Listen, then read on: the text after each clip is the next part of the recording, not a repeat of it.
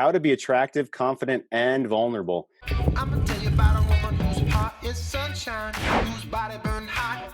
I'm gonna tell you about a woman who's cold as tundra, with some frozen eyes. I can tell by the way she moves that she cares and it's Well, gentlemen, welcome to the C-Note Show. This is your daily playbook for more hugs, sex, affection, kisses, contact, blowjobs. Let's see, what else? Back rubs. And you don't have to do anything. It's just magical. You just show up and she grabs your dick. That's what we do here, Patrick, right? Give me a thumbs up again. Yeah, Kent said the 2 pots. Patrick's got the 2 pots. It's like, Jeff, dude, you're going to get me in trouble. My wife watches every minute of every one of these. I've got a clip from Deadpool this morning because I felt pumped up and I want to see some violence this morning. Oh man, Kent, I found another. I'm gonna dick tease you right now. I found another Chevy Chase, 1988 Chevy Chase in Funny Farm. And I don't even know if I saw this, maybe when I was a kiddo. Yeah, so I've got a clip from that I want to show tomorrow. So that's gonna tease you like you really needed any more reason to come back. Yeah, welcome again, guys. I'm here with Miss Cynthia Cruz, who is my talented, amazing co-host. Say hi, Cynthia. Thank you all so much for being here again. And I just in so much gratitude that this is our topic this week. And I thank you so much for you sharing your vulnerability. It's attractive and wonderful and so powerful. So thank you. Oh my gosh, I was about to say that about you. Attractive, wonderful, powerful. Yes, so it's vulnerability, our theme of the week. I'm going to segue us hard from our Deadpool video here in a second because our theme is vulnerability. And it's going to be a little bit of a jump, but I want to make an excuse to watch this clip. So I'm going to watch it because I'm clicking the buttons right now. So here we go, Deadpool. Yeah, all right. Give you surprise with that shake, booby. If looks could kill you, would be an easier shotgun bang. Oh, hello. I know, right? Whose balls did I have to fondle to get my very own movie? I can't tell you, but it does rhyme with Pulverine. And let me tell you, he's got a nice pair of smooth criminals down under.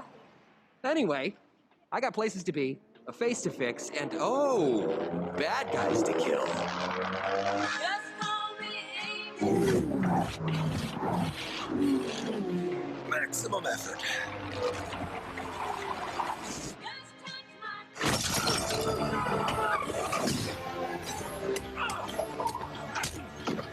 Cock shot.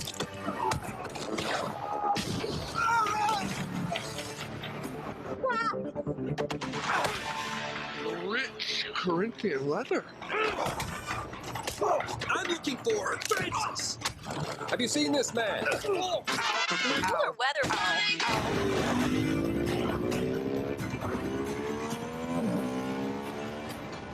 Ow! Yankee!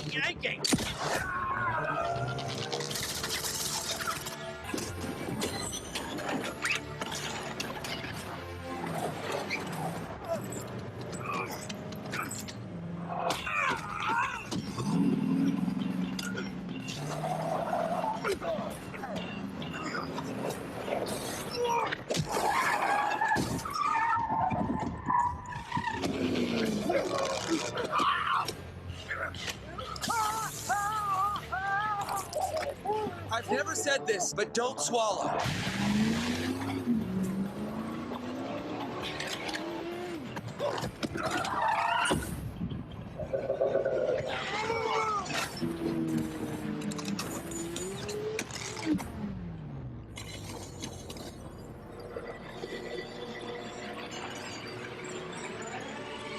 Shit. Did I leave the stove on?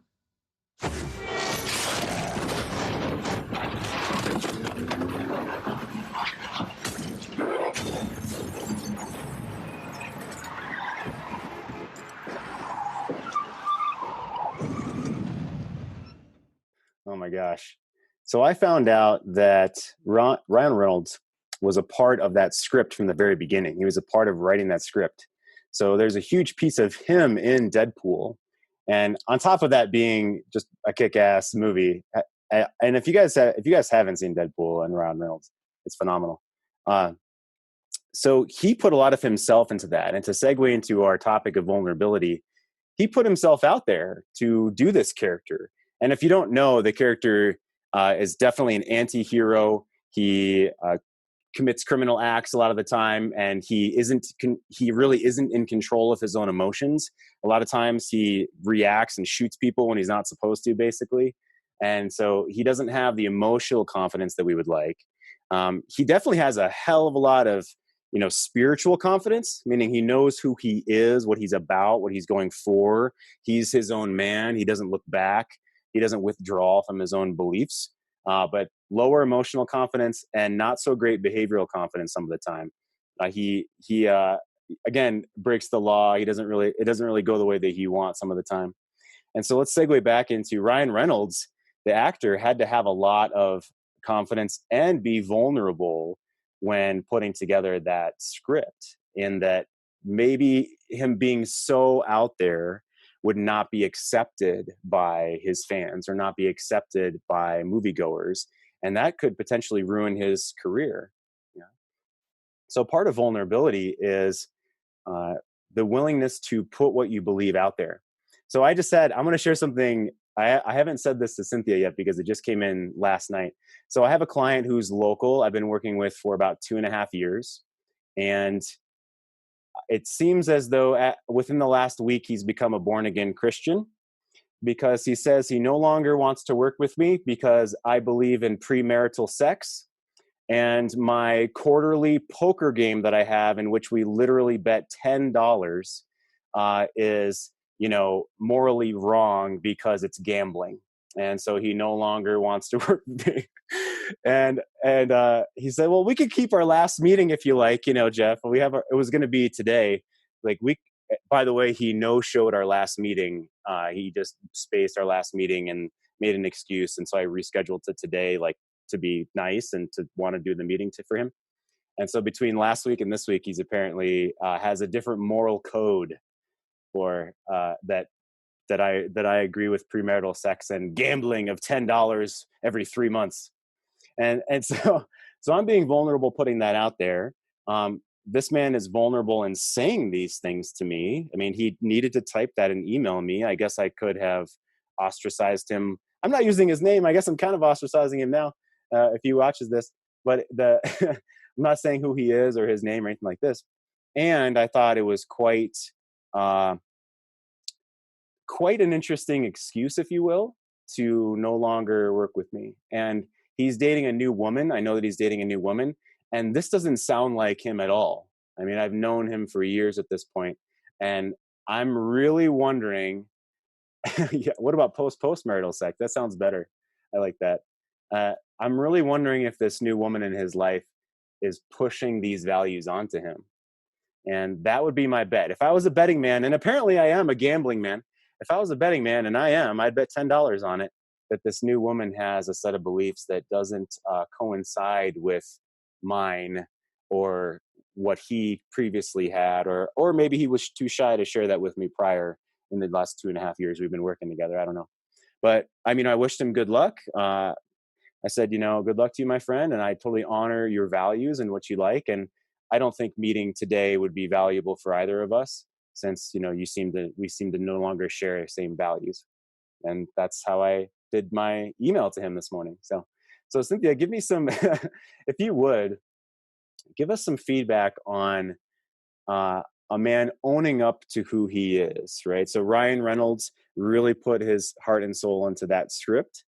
And this local man sharing with me his new values had to put himself out there for his new values and say that he no longer wanted to work with me, which was polarizing, right? And differentiating. It was definitely not wishy-washy, which I appreciate. I honor that.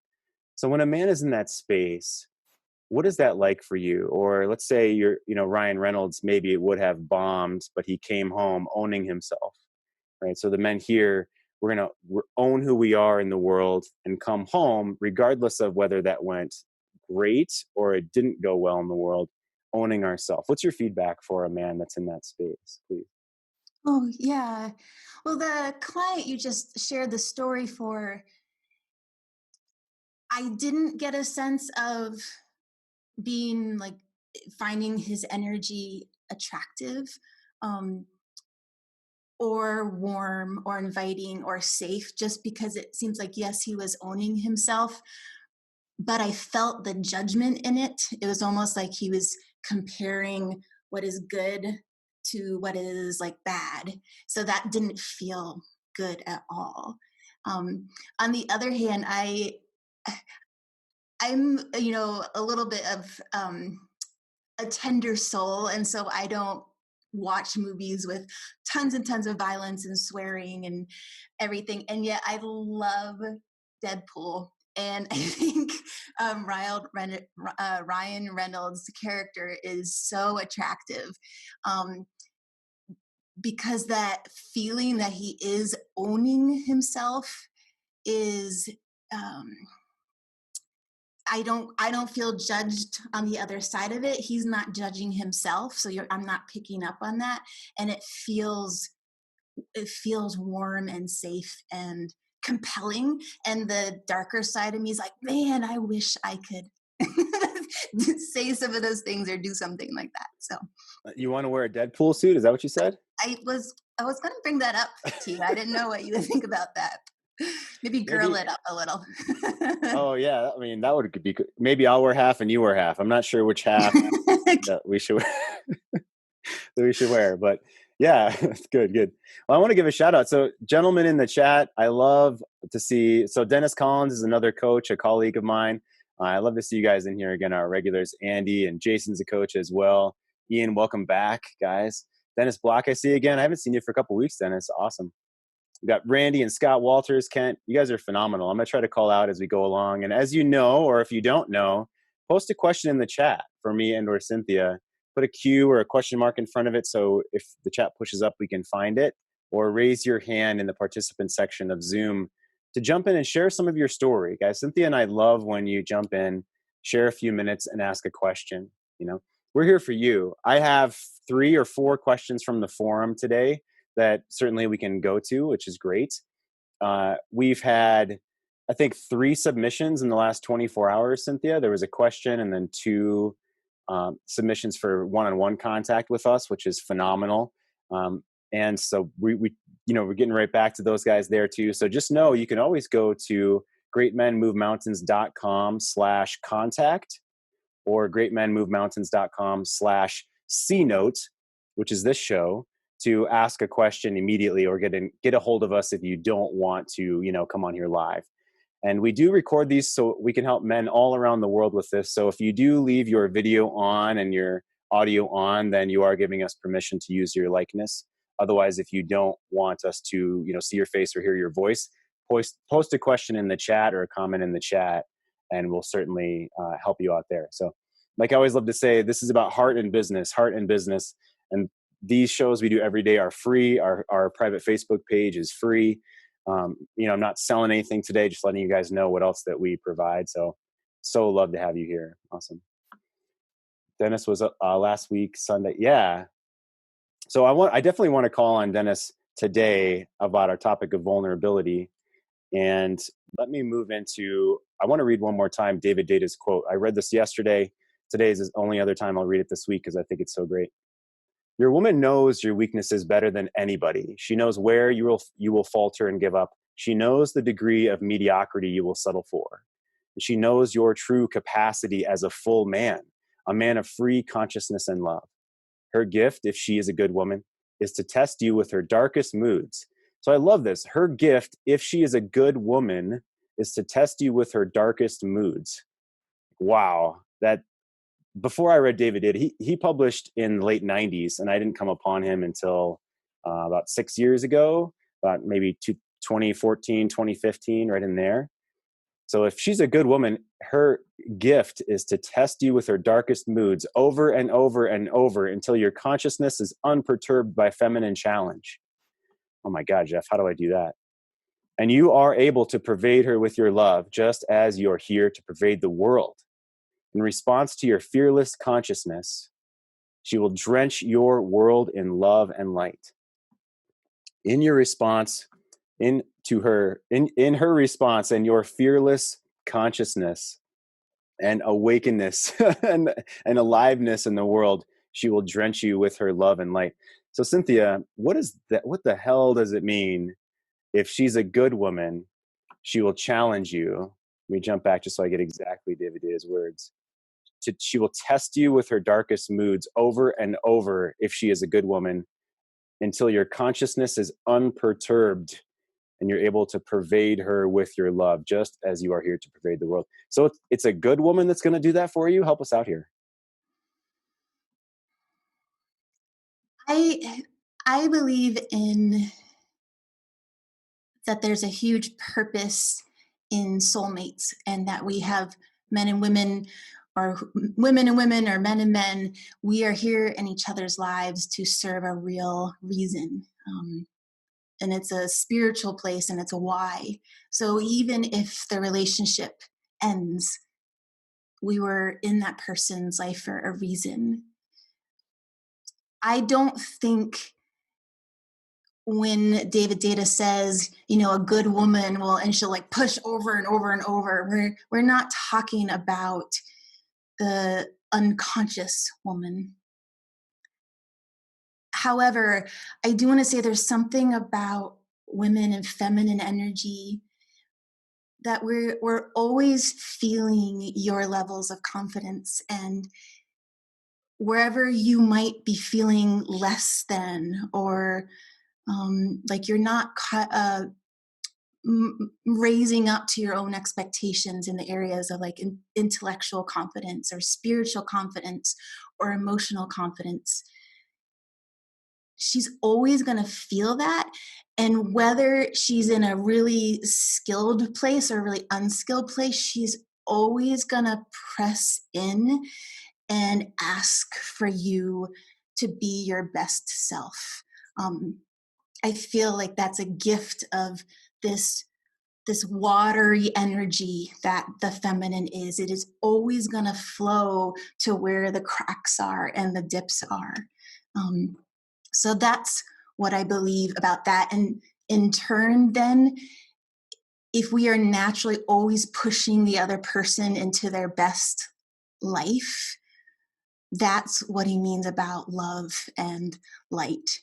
And I even feel this with you, Jeff. If I feel, even if in an unconscious way, I was like, oh man, I really kind of pushed into him there, pushed into you there.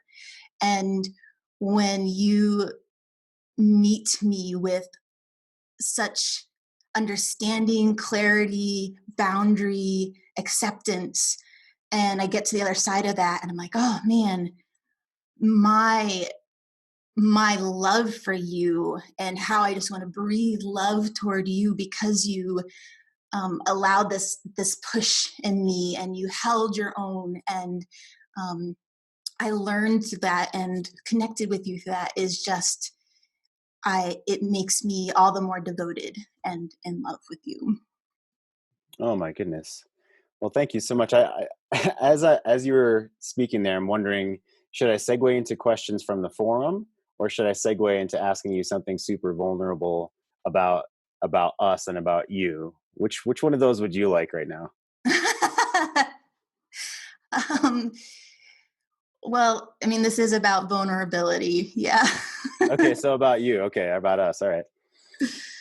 So Cynthia admitted this morning, and she would say this out loud, and I'm happy to admit things about myself as well. Cynthia would admit that she said that she sometimes freezes, right? So her kind of fight, flight, freeze is freeze. And sometimes past the freeze is what, Cynthia? It's a lot of like shaking, right? Can you share that with us? Yeah, there's a ungroundedness, and it feels like being uncertain and in an ocean of emotion, and I have a really hard time grounding and holding on to an anchor. Mm.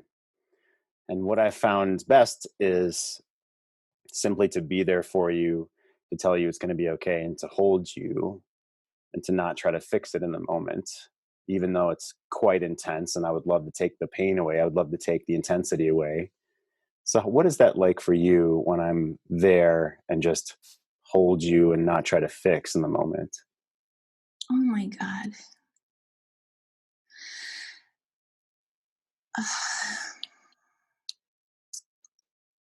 The fact that you don't run away is amazing. And the fact that you are not angry is amazing. And,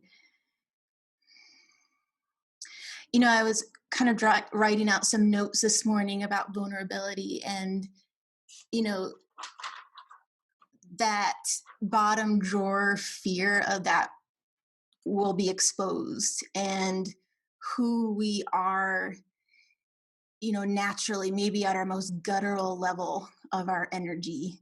Um, there's a fear that if that is exposed and seen, that it will be seen as wrong. And maybe in the past when we were kids, it was seen as wrong or told we were wrong. So when you hold me in that space, there's such a like sinking and coming back into my body that it's okay to be myself in the good, bad, and the ugly, and in the soft, and in the weak, and then the watery, and the part of myself that spills coffee and feels like like a whirlwind sometimes, and has papers flying everywhere, and it is such a relief. And when you do that, you hold me in a very masculine place too. So there's still polarity. It's not like we've suddenly become best buddies. I really feel the man in you. Mm. You said about maybe from childhood that we learned that those feelings weren't okay, or that for your own self, and then I didn't get angry or run away. I'd love for men to raise your hand and share a scenario either from childhood or recently with your spouse. Maybe again, so you're here because you want more affection and passion in your relationship. You love women, and you know that relationships are complicated sometimes, and sometimes women are speaking one language and we're speaking another. They speak French, we speak German. They speak emotions, we speak logic. A lot of the times, generally. And so raise your hand to share maybe when you've tried to do these things, but it hasn't been successful. And that's a huge theme, right? And Cynthia and I we're not perfect. We're human. We're here, we share as coaches, as professional coaches. Unlike a therapist who generally doesn't share and digs into the past, we recognize the past and how do we move forward from here? How do we move into what we want and be that man and be in that relationship? Okay, so you're trying these things. If you're on this call, you want good things for your relationship with women, with your woman, or the next woman in your life. So let's see. We've got, Iain, please. Let me go ahead and unmute you there. Awesome. Go for it, Iain. Good to see you. Hey, how you doing, Jeff? Hey, Good to see you fantastic, bud. Yeah, I said yesterday I'd share a little bit of the story about the separation. Please talk we had do. a Yeah, couple of please days do. ago, if you like. And there's a bit of vulnerability, I think, in there. But I found it's mainly from my partner side of things that she opened up a little bit to me as well. So it's a question, I think, of this is how to receive the vulnerability as well that's coming to you. Yeah, I mean, the story. We've been 6-7 months into sort of downward slope, and we're talking about separation now and organizing that. And I think she'd been listening to you because she gave me a heads up a day or so earlier in the day, saying we wanted to talk about it later on in the night. Yeah. So I was warmed up. But anyway, it was interesting. The talk was a lot better because of the tools that I've been learning and starting to understand the emotions that are coming through. And it's just stepping back and listening a lot of the time as well. And leading as well. So I said, look, we'll do a week here, a week there. She said, no, that was too much to be away from the kids. So I said, okay, we'll do 4 or 5 days. And she was happy with that. And then also came back with, okay, maybe we'll have a weekend together as well. So that was maybe a bonus to work on the relationship maybe. And then she started to open up a little about why she was suggesting the open relationship in the first place. Basically because it was something that happened sort of after 18 years of being together, that she'd started to feel some attraction towards another fella, another guy. And she needs to keep herself faithful in a sense and keep the communications going between us. and she didn't want to lose that. And she felt the only way to do that without separating was to go through this proposal. Another thing as well, she said she's always been open, and that even when she's been little, she shared a bedroom, and she's looking now that she's been open in our relationship all the time, telling me everything, and that she needs to find some space and some privacy for herself as well. In a phone, for example, she's been opening and giving it to the kids, and they've been going through a WhatsApp. And the third thing was empathy on a sort of financial burden of what I've been going through as well, and that looking to reduce sort of the mortgages and all of the loans that we were getting going forward. So it was good to hear these things and understand and get some empathy. And she was talking about she doesn't want to go back to the old relationship and the good thing there. And I was knowing that now, that's not the way. I said to her, no, it's not the way to go back. We're looking forward. It's a new, if anything is coming out, it's a new you, it's a new me. And if it's going to be a new relationship, then that's what it will be. So, yeah, and then the next day, going through the calendar, we picked up the calendar, and again, leading on from the suggestions, taking the lead. So we were looking at, well, this week it doesn't work, that's what we couldn't work together. So okay, look. So I did it, sorted it out, put it in front of her, said, yeah, that looks fine. And here we are.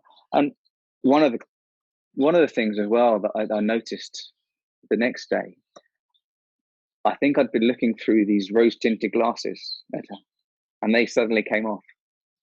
And I think I put them back on today, but they suddenly came off on the Sunday. And yeah, no, it was good. And coming away, and I've been down in another house since a couple of days now. And the feeling of clarity and giving myself space as well to work forward was a really good feeling. So yeah, well, yeah. Let me ask you, what do you think precipitated her having empathy for you? I mean, you talked about financially, but just in general, a lot of men on here would love. I have a client that I've been working with for going on a year, who was waiting for a year of his separated wife to have some empathy for him, and after the 1 year waiting period, he just was served divorce papers, and so she showed no empathy for him, right? So some men would love for that to happen, and not that we can fully control her, of course, because we cannot. So we can control ourselves and our part of the relationship, right? But what do you think? What kind of man have you been to allow her the freedom and the space and the trust to come and have empathy for you, with you? What do you think, Iain? I think we've never argued. We've always had a relatively good communication and conversation. But certainly I've let her talk. I think one of the things, I try to jump in too early into the conversation or into her sentences. And it's just letting her talk. If she's talking, then let her finish. Which I think was one of the things. I was too eager to get in and get my 2 pence in there. And just sitting back, being more relaxed, and being, if there's no physical contact, then fine. Don't try and get too far ahead of yourself, and step away is what I've been doing. And have no expectations as well. It's another key point at the moment. Yeah. So I love, that's a tool that I use personally that I don't talk about a lot, which is if I'm listening to someone, like you said, Iain, and I have a thought that comes in my mind and they're not done talking, I actively try to allow that thought to just fall from my mind. Instead of trying to remember what I want to say, I really need to make that point. Or, I'm going to judo chop, I'm going to win this argument. But if someone's still talking, I allow that thought to go from my mind, and maybe have to focus on the physical, like I have to look at their eyebrows or bring my mind to something else on their face to allow that thought to go from my mind. And what I've decided is, if it was important enough, then I will remember later. If it's important enough for me to bring up when she or he or my child or my colleague or my boss or my neighbor or the guy that having road rage in front of me. If it's important, I'll remember it later. But in this moment, having presence for them is going to be the biggest gift that I can give them and myself. And that's what I heard from you, Iain. Another thing I used as well was the holding in high regard, the thinking back into a memory of when we've been together, and just keeping that in your mind, because I do feel she can read my face a lot as well and read my expressions, and that's a way of coming across as being more relaxed as well. Just keeping that thought in my head. Mm-hmm. Phenomenal. Do you have I love you sharing, and that's fantastic. Do you have a question for us, or do you know what the next step is for you, for your own self? Yeah, I'm certainly working on. We're going through the separation, and it's about me, and it's about stepping back and being with the kids, and just taking day by day. We started again. We went off on a tangent, and things started getting a bit too ahead of themselves. Sort of talking about the house, finance, and how that works, and just bringing it back to the present as well. But within this whole sort of vulnerability, when she does open up to you, is it just a case of receiving this and understanding it, or is there anything else that you could do to, if someone else is vulnerable towards you, that can help them continue opening up or continue expressing vulnerability? So how do you react? Well, so how do you not react, and how are you supposed to react, I guess, is the question in all of this. That is a great question. I'm going to bounce that off Cynthia for the feminine perspective. And she and I worked with children and families in the school system where sometimes like praise in the moment is actually not what you want to do. So sometimes it's counterintuitive depending on the person. So I'd love for Cynthia to jump in to answer that question. How can he support her in her vulnerability? And he enjoys that and to encourage that to continue in the future. Yeah, that's a wonderful question. And Iain, I really appreciate your energy. I can feel exactly what you've been saying about feeling a little bit more at peace and a little bit seated back and holding space. It comes like like right through Zoom. I can feel that. The To me, the greatest, most wonderful question you can ask anyone who has shared vulnerably is, is there anything else you would like me to know about that? And so there is a open space of, tell me more. Does this connect to another string of thought? And if they say nope, there's nothing else I want to share, then they are complete, or maybe they are not ready in that moment, or you've just opened the door for them to go, wow, it is really okay for me to keep sharing. And maybe even the one path I was on, like especially as a woman, I was sharing this one story, but what I was really trying to tell you was on this other path. And so you've allowed her to go, okay, let me tell you the deepest drawer, the biggest thing that's going on right now. And that is just, talk about soulmates, gifting each other into their best life. That is such a gift to give to a woman, no matter what the relationship status.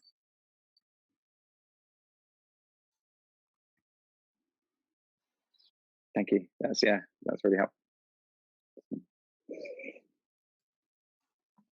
Beautiful. Thank you, Cynthia, so much.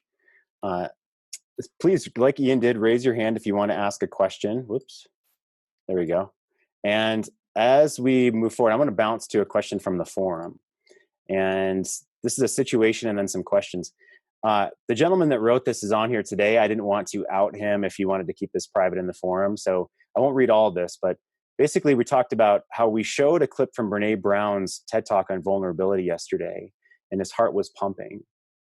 And her book, Daring Greatly, and other books and videos of hers had him in tears, for he read it at the right time in the middle of a breakup and feeling extremely vulnerable and unable to cope because he didn't know how. And he shares quickly of his background of he grew up and developed a self-belief that to show any vulnerability was a great weakness. Okay, and he learned that from his dad, a total friggin' Victorian Englishman, and also always angry. Yeah, I'll share it. I mean, my father, my father was born in 1943 outside of Savannah, Georgia, in the countryside near the cotton fields of Savannah, Georgia. And his father had a heart attack when his father was in his 40s. And so my dad, when he was 20 years old, had to come home from the military to work and make the only income for his family to put food on the table in 1963, basically, right? And so when I was a kid shoveling snow in our driveway in Minnesota at 9 years old, shout out to Kent from Minnesota, 9 years old. And who else? Matthew, who's not on here right this moment, is from Minnesota too. He emailed me. I was shoveling snow and I took a break basically, or I was messing around, and he came out and the words lazy came out of his mouth. Like, you're being lazy, or taking a break right now is lazy. And that has been drilled into my mind of, if I'm, not constantly working, am I being lazy? So in my boardroom, which is a tool that we teach in our coaching and have taught in other shows here, the lazy 9-year-old boy, quote unquote lazy 9-year-old boy, is at my boardroom. And so if I'm feeling really anxious, like, hey, I've only worked 11 hours today, should I put in another 30 minutes? I can go to the boardroom and ask him how he's feeling. I can ask the anger part of me that shows up sometimes, the Hulk, what he feels about that. And then I move to the mountain lion, right? The ideal that I want to be, and finish the boardroom exercise asking the mountain lion what he thinks. Should I work another 30 minutes? Right? And you could guess what the little boy might say, like, yes, of course, like, we're being lazy, right? Otherwise, the Hulk is, oh, I shouldn't have to work. It's whatever's angry, whatever's going to be angry, anger, the Hulk is going to show. And the mountain lion is going to be real. Kind of what Iain was saying about, let's look at our finances. Let's realistically look at this, and how can I myself move forward as a man, and how can I be in integrity within the relationship or co-parenting situation or the teammate situation that I'm with her right now. Kent said it doesn't snow in Minnesota. Yeah, well, at least it did when I was a kid. There was a year that when I was an adult, it didn't snow very much, and I was Twilight Zone, one of those times. Yeah. So let me jump to a question from this gentleman's post. How to be vulnerable and maintain your masculine core and connection. Does anyone else have thoughts on this, or perhaps wants to share their past with their handling of vulnerability? Awesome question for right now. And he says, my past was filled with shame and anger that I tried to hide. Vulnerability used to be an absolute no-no, and it really fucked me up for a while I began processing it. So Jason's on here today. I'd love for him to come on if he's available, or if someone else wants to share a quick story about you trying to be vulnerable, either with her or with your family or with your guy friends, and maybe it not going so well. And if you have a question about that, phenomenal. Or if you've moved forward from that, I'd love to hear. So if I can call Jason out. Jason, are you available? Yeah, I'm here. Yeah, go for it, brother. Share a story that you want to share with us. I think the evolution that I've had with sharing vulnerability is that it's not separate from the masculine core. In fact, it comes from the deepest roots of purpose and drive and all that kind of stuff. When I first started learning this work and sharing, it was scary because you had to jump through a massive ring of fire, felt like, to share. I mean, for those guys who don't know my story, I had a ex-wife who called me a pussy almost every single day for 20 years. And so I had that in my mind that any kind of sharing or any kind of weakness was not going to be tolerated. And I think once I learned to wrap my vulnerability in I got this, or a sense of, oh wow, I'm experiencing anger right now. Wonder what that's all about. Huh. Wow, when you said that really triggered me. Huh. I'm gonna have to think about that. All of a sudden, she felt safer. It seemed, from my perspective, she felt safer to call out my tiger when it jumped up in relationship. I don't know. Maybe other guys can relate. Yeah, thanks, Jason. Oh my God. So there's a gentleman, Jason, that you have not met, who's in our local group. He's been there maybe 2 months now. I won't say his name on this call, but his wife calls him a pussy, and I still have a hard time not my mouth falling open when a man's wife is, berating him to the point where she calls him a pussy. Um, so I have so many questions, but I'm just feeling into what would be a great next step here. Let me ask Cynthia. Let me bounce this off Cynthia. Have you ever heard? And maybe it just seems crazy to me because I'm not that type of a person that would do that, of course. So I have a hard time jumping that far to someone berating someone to like that extent. But what's going on for a woman in your estimate? I mean, in your estimate, what's going on for a woman that's years down the road? It's to the point that what's going on maybe with her? Could we have any empathy for what she's going through? Number one. And how can we relate in relationship, do you feel, to confidently stand up for ourselves, even if it's really not going well in the moment, doesn't look like it's going well in the moment? So what's your perception of that situation, Cynthia? Yeah, I have a hard time having compassion for that. So I think, what would drive her into that place? And um, I would imagine that as a very young person or as a younger girl, she was, whether overtly or inadvertently, intensely shamed for things that were maybe weaker or softer sides of her. And so essentially, she is berating herself for, like, in whatever Good word, job. consciously, whatever she's doing, she's calling herself a pussy, and she is beating up on herself for weaknesses, irresponsibility, emotional state she's having. I rem- I remember my dad was a very intuitive, knowing person, and he was a lawyer, and he wasn't very aware how much he picked up from other people. And I remember him sitting at the kitchen table, and I'd be standing up, and it was like I was on the witness stand, and he was asking me to tell him logically and explain myself. And all I had were emotional words and femininity and softer and weaker parts of myself. And he just wanted logic and facts. And because I couldn't provide that, I was untrustworthy. And so I started to not trust those more emotional, weaker parts of myself. So I believe that is what's going on, no matter if she's conscious or unconscious of that. That being said, compassion here, sure, it is not okay for a woman to call her man or anyone that. Um, and it's even like derogatory to feminine energy and body. So saying to a woman, it is not okay to speak that way to me, is absolutely in your right, and it's you protecting the space of the relationship. Yeah, I saw Jason nodding your head up and down. Do you have some feedback to what Cynthia just said, Jason? As far as, let me see. Go for it. Yeah.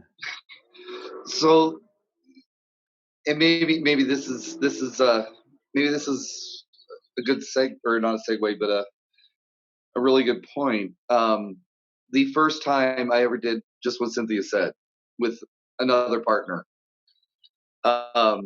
Hey, I mean, these words seem to come right out of Steve Worth's mouth, but hey, I know the beautiful, sensitive, loving woman that I'm in love with would never talk to me like that.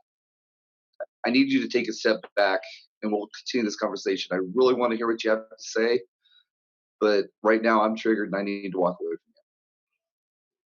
from you. And all of a sudden, I mean, the sex turned up, my ability to walk in the world with my feet on the ground.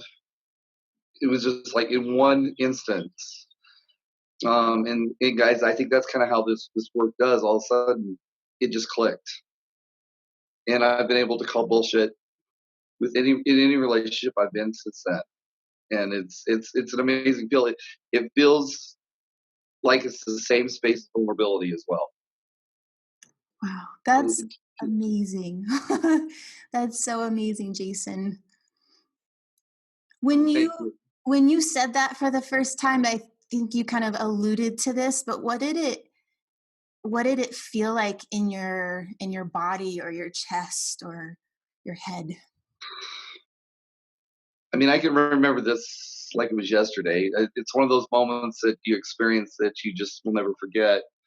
I felt it as when I formed the words in my head, because they weren't mine at that point. But when I formed the words in my head, it felt panic, it felt scared, it felt constricted up in my throat. And the minute I breathed into it, leaned into it, all of a sudden it was down to my nuts. Wow. I felt like this was coming from the core of my being, and I believed it. Um, and like I said, it was like I grew up, like I became a man in that moment. Wow. That's amazing. Thank you so much for sharing that. Yeah, and Jason, the badass, you're a badass. It was said in the chat, so you're definitely a badass, Jason. Yeah, I've said that, dude, man. You're a fucking badass. It's like whenever you want to step up and you're ready, you do. It's just phenomenal. So I want to share a tool that we found. I don't know that I have the URL. So if we don't have that for you today, we will definitely get it for you for tomorrow and tomorrow's show. But this is a wheel of feelings. This is the best graphic that I have found. Feel free to screenshot this, of course. The wheel of feelings of, okay, and you could even utilize those 6 feelings in the middle for your boardroom if you wanted. So you go into your boardroom and it's like, okay, I'm mad. Well, what's going on underneath that? Well, maybe I'm hurt or hostile, or maybe there's rage coming out for some reason, or maybe underneath that there's jealousy, or I'm being selfish for some reason, or she's being selfish for some reason and I'm mad. Or, maybe I'm just irritated because I'm hangry right now and that's why I'm mad. So here are phenomenal ways for you to feel underneath the surface emotions of mad, sad, happy, scared, powerful, peaceful, and to give you some more vernacular underneath that. We as men sometimes don't have the same level of emotional vocabulary as our women. I mean, I don't know the statistics right off the top of my head, but little girls speak about 2.5 times the amount of words that boys do. And vocabulary for women is much larger, especially with emotional words. So I found this a great tool if we want to say, hey, I'm feeling blank right now. I need to take a break. I'd love to come back and talk about that. Or when we spoke last night, and this is part of the Don't Be a tool that we've shared before, is this is the thing I'm vulnerable about, and this is my plan. This is what I would like for us. This is my vision for us. And so the metaphor, let me go ahead and put the metaphor of what I'm talking about here is you can dive into the ocean and springboard up off of the bottom. Okay. So diving into the ocean is the vulnerability, and springboard up off the bottom is your plan of action or positive goal for the two of you. Okay. So you want emotional range with your woman. She's said that, and you want to be able to share vulnerably, and she wants that. But you have to, and Jason and I have talked about this before, even on the show, I believe last week. Well, we don't want to just stay at the bottom of the ocean, right? It'll feel like we drown, or she feels like she needs to save us. Here's the metaphor.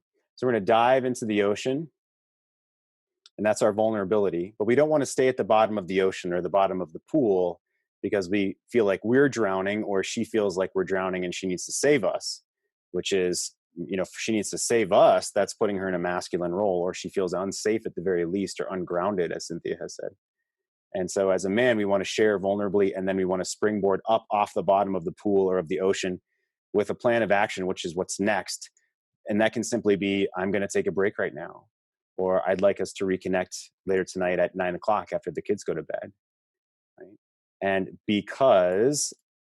or share the positive goal, because this isn't like the phenomenal woman that I know that you are, and this won't help our relationship. This will hurt our relationship. And I want great things for us and the future of us and our family. So I'm going to take a break now, and let's meet again later on today or this weekend. So you want to dive down, and you also want to springboard back up. Cynthia, how does that feel to share that tool? I asked you this question in a different way the other day, and so did Jason. So when a man dives down into the bottom of the pool or bottom of the ocean, and he doesn't know how to springboard up, or if he doesn't have the behavioral confidence or the emotional confidence or spiritual confidence, the spiritual grounding of how to springboard back up, and he stays down in the depths of vulnerability, the bottom of the ocean, and his problems, and he doesn't really seem to have a container for his issues or his problems, what does that feel like for you as a woman? It feels like going down into the ocean with him, without any scuba gear or a snorkel. So it can be, um, when if two people are kind of struggling in the water, there's human nature to try to kind of climb up on the other person. I feel like there's a little bit of that goes on. Like, okay, we're both in here drowning, and someone has to get to the surface. And that can result in a couple of ways. It literally can be trying to climb up with the other person, and she can, use criticism or call names or not show her best self. Or she can say, man, this doesn't feel good. There needs to be a container here. And that really forces her into a more masculine place. And when that's done over and over time, she is certainly going to start resenting that and building walls, because, oh man, I have to hold this space all the time. And then if she's invited to let those walls down, it's going to make her feel vulnerable and unsafe. To segue into a question, is it possible that that's how she's feeling when this man, he's putting all this work in to connect with her, to touch her arm, to plan dates, to ask her about her day? I'm doing all the right things, right? At least he believes he's doing all the right behaviors. It's not sharing about his emotional confidence or his spiritual confidence here, just his behavioral. And she still doesn't want to touch me. How do I know if the things I'm doing have any effect? So in relation to vulnerability, he's being vulnerable here, putting himself out, touching her, planning dates, trying these things, of course, right? But how does he know if the things he's doing have any effect? What would you say to that, Cynthia? It's looking for the little movements forward, a little bit of change in her body language, the softening in her voice, the little doors that she starts to open into herself. There is always going to be change and transformation when one person starts doing something in a skilled and measured way. And so the change can look very small, but it really is those facial expressions, the way she moves, the way she asks for things, and the way she speaks with you. Mm. So look for, as Steve Horseman would say, or anyone that works with horses. Cynthia and I have taken now 2 horseback riding lessons, and we're going to continue into the future. She's much better than me. She did it when she was a kid. Oh my God. We started posting for the first time, which means when the horse trots, you have to lift yourself up. And I slammed the hell out of my left testicle this last Saturday. So that's being vulnerable, trying to learn how to ride a horse and slamming your testicle. I think that's a good metaphor. We'll write that into the tools this week. Don't slam your testicle, Jeff, right? Wear tighty whities. And yeah, whatever. I need to buy some special cowboy underwear or some shit, because damn, that was not very fun. No, you don't wear a cup. You just got to keep them up and forward, man. You got to have like some kind of fucking hammock or something. I got to figure this out, because I tried the tighty whities and that wasn't doing it. Or at least I'm not good enough to not slam my balls yet. So I got to figure that out. Gentlemen, it feels like, well, we certainly have the rest of this week to talk about vulnerability. There's a lot more to go into.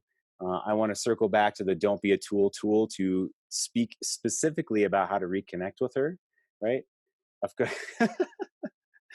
Dennis Collins, The Curse of Giant Balls. I wouldn't, I'm not bragging about the size of my nuts.